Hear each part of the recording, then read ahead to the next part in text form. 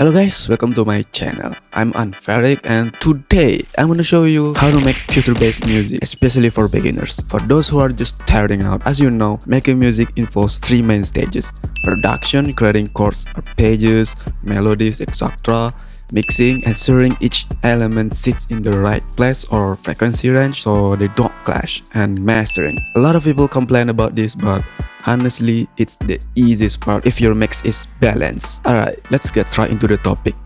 How to make future bass in 2025. The first one is production. The first thing you need to do is set your tempo. Future bass usually range between 90 and 160 BPM, and it really depends on your preference. For me, I have found my sweet spot. It's 155 BPM.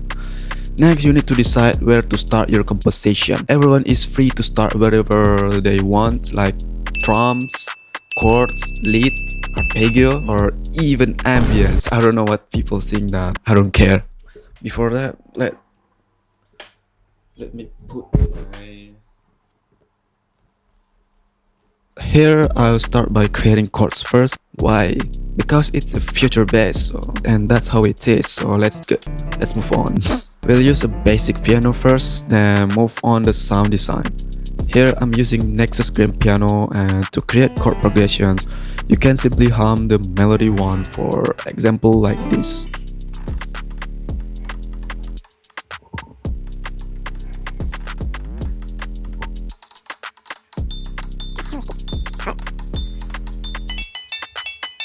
Quick tip, remember that 3 semitones below and 2 above means it's a major chord or major scale, while 2 semitones below and 3 above means a minor scale. It's pretty easy to identify. If you're using FL Studio 24 or above, I've got a great news for you. You don't need to stress about creating chord progression anymore, because FL Studio has an amazing feature that blew my mind when I first saw it. It's called Generate Chord Progression. Here, you can generate a chord progression by selecting the key and scale. For example, I'll choose E with a melodic minor scale, which I think it fits for future bass. Then just click generate and the chord progression will be created automatically. If you don't like it, just click generate again until you find the progression you want. And here I'll tweak the generate chords a bit. I'll raise the bass by 1 octave, shorten some chords, and move others forward. It will sound like this.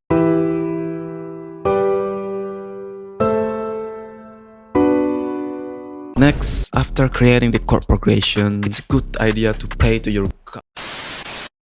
After that, I'll create the next melody. Let's do it here. To create the lead, start by copying the existing chord. Hold shift and raise it by 1 octave. There you go. Easy, right? But as a music producer, we can't just leave it like that. It's not creative at all, so we'll add some variations like this or this. Oh, the hell, right. Okay, next. You probably have some melody idea in your mind. Just imagine all the possible melody in this world, or maybe even from the Holy Spirit. The other technique is I usually create a stride note first and slice it up using the slice tool according to the chord beat, and then adjust the notes. Motorbike. And then adjust the notes to my liking, of course.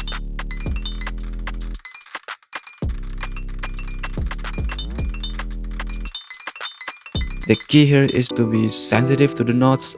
I'll name this pattern piano idea. That's cool. Alright, next, sound design and layering. First, create a new pattern and name it future bass chord drop. Enter. Add a VST you want to use. I'm using Serum here. I'll show you a simple sound design for the future bass. Copy the chords from the piano and paste them into Serum. In Serum, go to oscillator A, add some unison. I set it to A. Narrow the detune and lower it by 1 octave. Nice. Then enable oscillator B and set it 1 octave higher than oscillator A. Add unison here as well, maybe add with wider detune. Now let's go to the effects section and add a hyper dimension, lower the hyper and add a bit of dimension. Then add a compressor, enable the multiband, lower the ratio and speed up the attack a bit. Adjust it to your liking. That's it for the basic sound design. Before move on, I'll render the pattern into audio first because we'll be doing a lot of layering later, so my computer may not handle it. To do that, select the pattern and press Ctrl Alt C. Here's how it sounds. Next, we will layer it with another VST, create a new pattern and name it Feature Based Chord Drop Layer. I'll use Silent 1 here with the presets. If you want the preset, just comment below. And here's the result.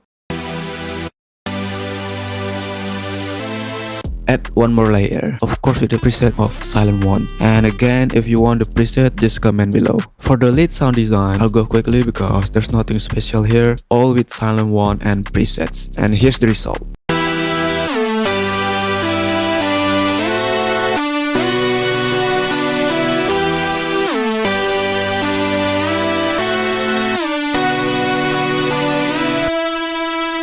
Next is the mid bass and sub bass. For the mid bass, I also add raise bass to make the mid bass sounds fuller. Of course, this is a preset like this. And then sub bass. Anyway, with the preset of course. In Feature Bass, there's arpeggio to fill things up. In the piano roll, press Alt plus A to create an arpeggiator. You can play around with the settings like flip, normal, alternate, or choose what you like and then accept. I'll also add randomizer for the velocity to add some variation in the volume between the notes. You can see the velocity here. And then drums. Let's add some kicks and snare. It's easy, just drag and drop samples into the channel rack, or I prefer dragging them directly into the playlist. It's just a matter of preference.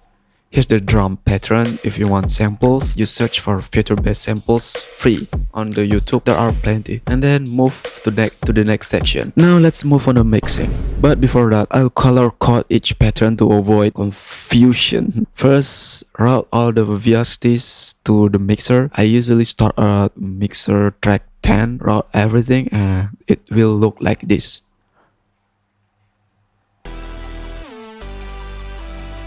Let's focus on the chords first. For beginners, the most important part for mixing is EQ. You need to divide the frequencies so each element sits in its own space, so everything must have an EQ. Cut the low frequencies below 100 Hz because those are the bass part. Then listen to the fundamental of the sounds. Okay, it's more high, so I will cut the mids a bit. The point is just cut below 100 Hz for the bass.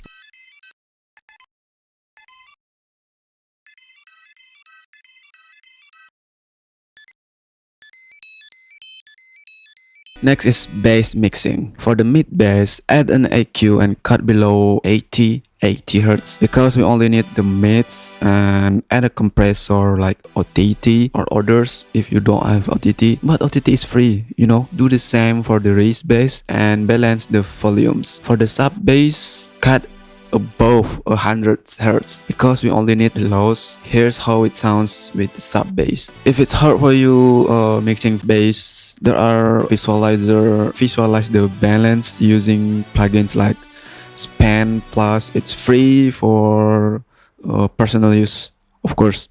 And the next part is sidechain. Sidechain is, you know, to make sure the kick doesn't clash with other elements. The kick comes out, route all the drum samples to the mixer, route all channels except the lead to the sidechain track. You know, lead doesn't clash with the drums, or just chord and bass, sub bass, mid bass. Let's name it sidechain track. Add a fruity limiter to the sidechain track, sidechain the kick and adjust the threshold knee in ratio until the kick stands out. And mastering, finally. First, cut the frequencies above 60,000 Hz because they are harsh frequencies, and then add a compressor. I'm using SSL native, and add a limiter here. I'm using a Fab Filter Pro Pro L2 with the presets EDM aggressive and tight preset. Adjust the gain while monitoring the loudness.